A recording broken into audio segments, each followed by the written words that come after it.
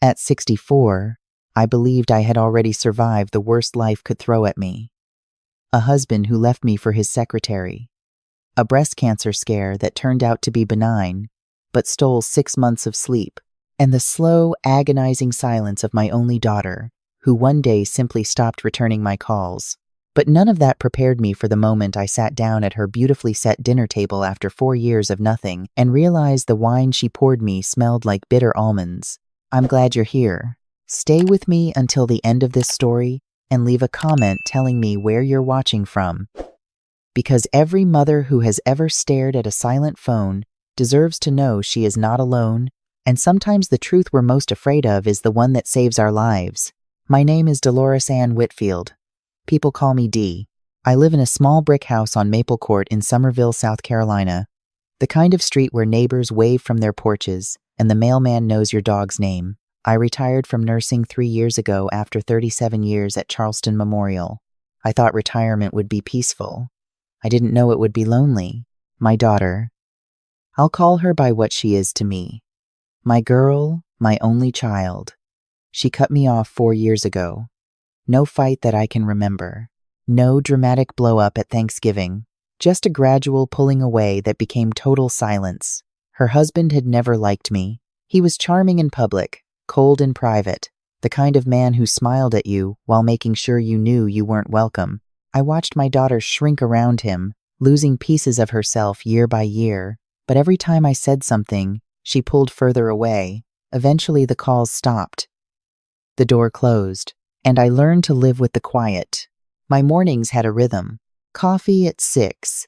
Feed the cat, a fat orange tabby named Biscuit who showed up on my porch one winter and never left. Water the garden, walk to the end of the street and back, because my knees weren't what they used to be. Read for an hour. Make lunch, the kind of routine that keeps you sane when nothing else will.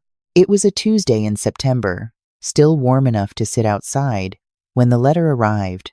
Not an email, not a text, but a real handwritten letter in a cream-colored envelope with my daughter's handwriting on the front. I knew that handwriting the way I knew my own heartbeat. She had always written her D's with a little curl at the top, a habit from 3rd grade she never outgrew. I sat on the porch swing and held that envelope for 20 minutes before opening it. Biscuit rubbed against my ankles, purring, oblivious to the earthquake happening inside my chest. Mom, the letter began. I know it's been a long time. I know I owe you more than a letter. But I want to start somewhere. I've been thinking about you every day. I miss you. I miss your cooking, your laugh, the way you hum when you're washing dishes. I want to make things right. Will you come to dinner on Saturday? Just us. I'll cook your favorite chicken and dumplings. Please say yes. There was no mention of her husband. No explanation for the 4 years of nothing. Just an invitation wrapped in words that made my eyes sting. I read it 3 times. Then I called my best friend, Francine Delacroix. Francine and I had been close since our daughters were in kindergarten together. She was the one who brought me casseroles when the silence first started, who sat with me on this very porch while I cried into my sweet tea. She picked up on the second ring. Well, hey, Dee. What's going on? I read her the letter. The line went quiet for a moment. That's something, she said carefully. How do you feel about it? Brephix, terrified, hopeful, both at the same time. Francine was quiet again, which was unusual for her. Then she said, Dee, I don't want to rain on this, but 4 years is a long time, and you know how I feel about that husband of hers. She says just us, no mention of him. Well, you going to go? I looked down at the letter in my hands, at the little curled D in the word dinner. Saturday came faster than I expected. I spent the morning in a state I can only describe as nervous joy, the kind of feeling you get before a first date. Except the stakes are your entire heart. I changed outfits 3 times, settling on a blue blouse my daughter had given me years ago, before everything fell apart. A small gesture she might notice. My daughter lived 40 minutes away in a newer development outside Mount Pleasant, The houses were all the same shade of pale gray with identical mailboxes and young trees that hadn't yet learned how to give shade. I'd only been there twice, both times before the silence. As I pulled into her driveway, I noticed the garden was bare. My daughter used to love gardening. She got it from me, but the flower beds held nothing but mulch and a few dried stems. She opened the door before I knocked, like she'd been watching from the window. She looked thinner than I remembered. Her hair, which she used to wear long and loose, was pulled back tight. But her smile, God, her smile was the same. That wide, unguarded smile that made her look 12 years old again. "Mom," she said, and pulled me into a hug that lasted longer than any hug in recent memory. She smelled like lavender soap and something cooking, rich and warm. I held her and tried not to cry. Failed. She led me inside. The house was clean but sparse. I noticed gaps on the walls where pictures used to hang. The living room had a new arrangement. One armchair instead of two, one place setting's worth of clutter. I didn't ask. Sit down, she said, gesturing to the kitchen table. "I've been cooking all day. I hope it's okay." The kitchen smelled incredible. Chicken and dumplings simmering on the stove, cornbread in the oven, a peach cobbler cooling on the counter. My recipes. Every single one. "You remembered," I said, my voice catching. She smiled. I could never forget. We talked for a while. Careful conversation that skirted the edges of everything important. She told me about her job at the pharmacy, how she'd been promoted to lead pharmacist. I told her about Biscuit, about Francine's new obsession with pickleball, about the garden club I'd joined. Normal things. Safe things. We were two people learning how to be in the same room again, testing the weight of each word before setting it down. Then she brought out the wine.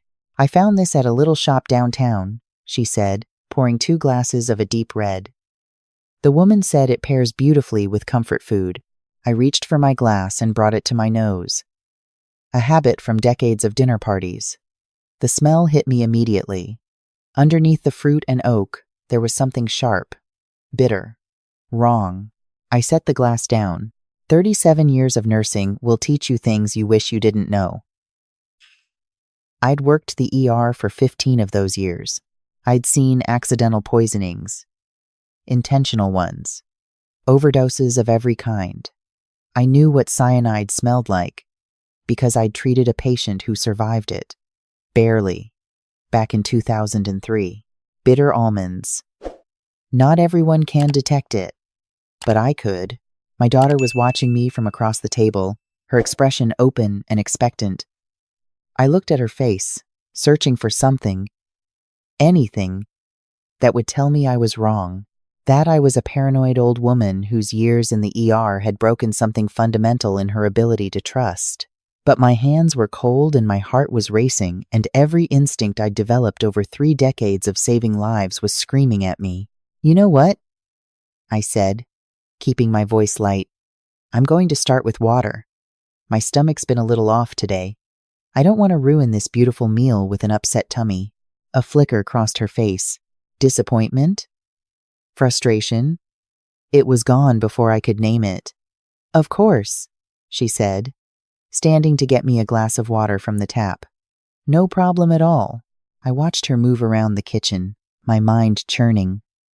This was my daughter, my baby, the girl I'd rocked to sleep, taught to ride a bike, held while she sobbed through her first heartbreak.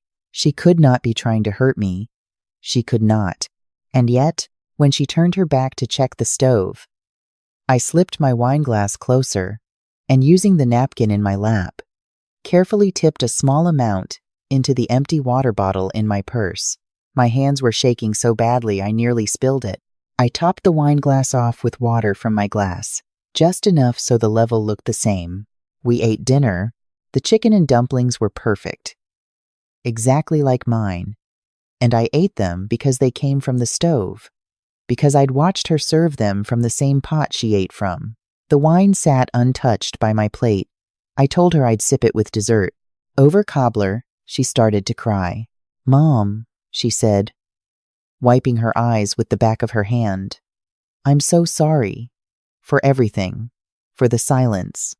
For shutting you out. I was in a bad place and I didn't know how to come back. I reached across the table and took her hand. It's okay, baby. I'm here now. He's gone, she whispered. We separated 3 months ago. He moved to Atlanta. I've been alone since then, trying to figure out how to call you. Every day I picked up the phone and put it back down. Oh, sweetheart. I squeezed her hand, tears running down my own face.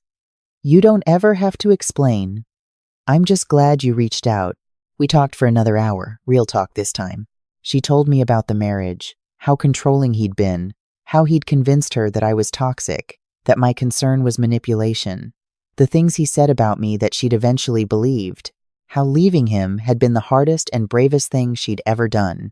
I listened, and I ached, and I held her hand across the table. And the whole time, that water bottle in my purse felt like a grenade.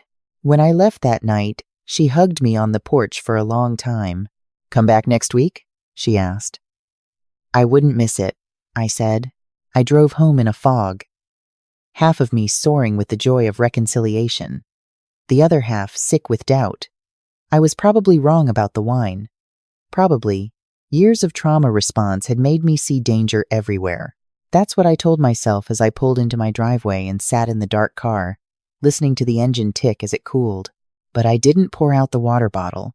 Monday morning, I drove to Charleston and walked into the lab at the University Medical Center, where an old colleague of mine, Dr. Ruth Nakamura, ran the toxicology department. Ruth and I had worked together in the ER for 12 years before she moved to research. She was brilliant, methodical, and the only person I trusted with something like this. D. Whitfield, she said, looking up from her desk with genuine warmth. It's been ages. To what do I owe the pleasure? I need a favor, I said, setting the water bottle on her desk. And I need discretion. Her smile faded as she studied my face. What is it? I told her. All of it. The estrangement, the letter, the dinner, the smell of the wine. She listened, without interrupting, her expression shifting from curiosity to concern. You think it was cyanide? She said flatly. I think it smelled wrong. I think my training flagged something. I also think I might be a paranoid old woman who can't enjoy a glass of wine with her daughter without suspecting murder. Ruth picked up the bottle and held it to the light. I can run a full panel. Should have results by tomorrow afternoon. I nodded, suddenly exhausted. If I'm wrong, I said, I will feel like the worst mother alive. If you're right, Ruth said gently, you'll feel worse. I barely slept that night. Every time I closed my eyes, I saw my daughter's face, her tears over cobbler, her arms around me on the porch. This was the girl who used to leave hand-picked wildflowers on my pillow, who called me every Sunday in college just to hear my voice. Whatever had gone wrong between us, whatever her husband had poisoned her mind with, she was still my daughter.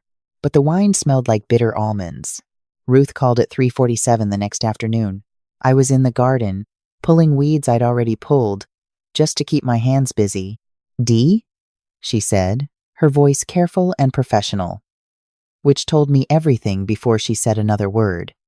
It's amygdalin, concentrated, likely derived from apricot kernels or bitter almonds. In the amount present in that sample, a full glass would have caused severe cyanide poisoning, potentially fatal, especially for someone your age. The trowel slipped from my fingers. I sat down right there in the dirt, between the tomato cages and the basil. Are you sure? I ran it twice. I'm sure. D, you need to call the police. I know, I said, but my voice was somewhere far away, floating above me like it belonged to someone else. After we hung up, I sat in the garden until the sun started to drop. Biscuit came and sat in my lap, purring against my chest, the only heartbeat I could stand to feel close to mine. My daughter had tried to poison me. The words didn't make sense no matter how many times I turned them over. They were like a sentence in a language I almost understood, but not quite. My daughter, my baby girl, had poured me a glass of wine laced with enough cyanide to kill me. Why? I called Francine. She answered with her usual cheerfulness, which crumbled the moment she heard my voice. Dee? What happened? What's wrong? I told her. The silence on the other end lasted so long I thought the call had dropped. I'm coming over, she said. Don't move. Francine arrived in 12 minutes. A personal record. She found me still sitting in the garden, biscuits still in my lap, dirt on my knees, and tears on my face. She didn't say anything. She just sat down next to me in the dirt, in her good white pants, and put her arm around me. We stayed like that until the fireflies came out. That night, after Francine left with strict instructions that I call her every hour, I did something I dreaded more than anything. I called the Somerville Police Department and asked to speak with a detective. Detective Anita Morales arrived at my house the next morning. A compact woman in her 40s, with sharp eyes and a calm manner that reminded me of the best charge nurses I'd worked with. She listened to my story, examined the lab results Ruth had faxed over, and took careful notes. Mrs. Whitfield, she said, when I'd finished, I know this is incredibly difficult, but I need to ask, is there any financial motive your daughter might have? The question I'd been avoiding. My house is paid off, I said slowly. It's worth quite a bit now, with the market. And I have my pension, my retirement savings. My daughter is my sole beneficiary. Detective Morales nodded, writing, and her financial situation? I don't know the details. But she mentioned the separation. Her husband moved to Atlanta. If she's carrying the mortgage alone, on a pharmacist's salary, in that neighborhood, I trailed off, the implications sickening me. Here's what I'd like to propose, Morales said, leaning forward. You mentioned she invited you back this Saturday. I'd like you to go, wearing a wire. We'll have officers nearby. If she tries again, we'll have evidence. And if she says anything that indicates premeditation, you want me to trap my own daughter? I want to keep you alive, she said simply. And I want to make sure this doesn't happen to someone else. I agreed. What choice did I have? The week passed in a haze. I went through my routines. Coffee, biscuit, garden, walk, but everything felt like a performance. On Thursday, Francine came over and we sat on the porch, and she asked me a question I couldn't answer. Do you think she did it on her own? What do you mean? I mean, Francine said carefully, your daughter is a pharmacist. She knows compounds and dosages. But she also spent years with a man who controlled everything she did. What if this isn't her idea? The thought hadn't occurred to me. Or maybe it had, and I'd pushed it away because it made everything more complicated. Her husband had moved to Atlanta, but had he really left her life? I mentioned this to Detective Morales, who said her team was already looking into the ex-husband's background. What they found chilled me. He had a life insurance policy on me, not through my daughter, but one he'd taken out years ago when they were still married, listing himself as beneficiary through a trust. $250,000. My daughter didn't know about it. Or at least, that's what the investigation would eventually reveal. But I'm getting ahead of myself. Saturday came. The wire felt cold against my skin, hidden beneath a cardigan. Detective Morales spoke in my earpiece as I drove to my daughter's house. Just be yourself, Dee. Talk to her. If she offers you anything to eat or drink, accept it, but don't consume it. We're right outside. My hands were steady on the wheel. 37 years of emergency nursing had taught me how to function when everything inside me was screaming. You compartmentalize. You breathe. You focus on the next task, not the enormity of what's happening. She greeted me at the door with the same wide smile. Mom, I made pot roast this time, and I got a different wine. I know you didn't love the red last week. My heart cracked. Thank you, sweetheart. That sounds wonderful. We sat at the same table. She poured me a glass of white wine. I lifted it to my nose, pretending to admire the bouquet. There it was again, fainter this time, masked by the crispness of the white, but unmistakable to someone who knew what they were looking for. that bitter edge beneath the fruit. "This smells lovely," I said, setting it down. "Let me just use the restroom first." In the bathroom, I whispered to the wire. Same thing. The wine smells off again. Same compound. "I'm almost certain." Morales's voice came back, steady. "Understood. Keep going. See if she says anything." Back at the table, I took a different approach than I'd planned. Something shifted inside me. The detective wanted evidence, but I wanted the truth. And truth, in my experience, doesn't come from interrogation. It comes from vulnerability. "Baby," I said, reaching across and taking her hand. "Before we eat, I need to tell you something." Her eyes widened. "What is it?" "I love you. More than anything in this world. And whatever has happened between us, whatever is happening now, that will never change. But I need you to be honest with me. Completely honest. Can you do that?" Her lower lip trembled. "Mom, what are you talking about?" "The wine," I said gently. "Last week and tonight. What's in it?" The color drained from her face. Not the flush of someone caught in a lie, but the gray pallor of someone whose worst fear has just been spoken aloud. "Mom," she whispered. "I'm so sorry. I'm so sorry. I didn't want to." He said if I didn't. She broke. The kind of sobbing that comes from somewhere deep and ancient. The cry of someone who has been holding something terrible inside for too long. It came out in fragments, between sobs, while I held her hands and Morales listened through the wire. Her husband hadn't really left. He'd moved to Atlanta, yes, but he called her every day. Controlled her remotely the way he always had. Except now his instructions were specific and horrifying. He knew about my retirement savings, my house, the pension. He'd taken out the insurance policy without telling her.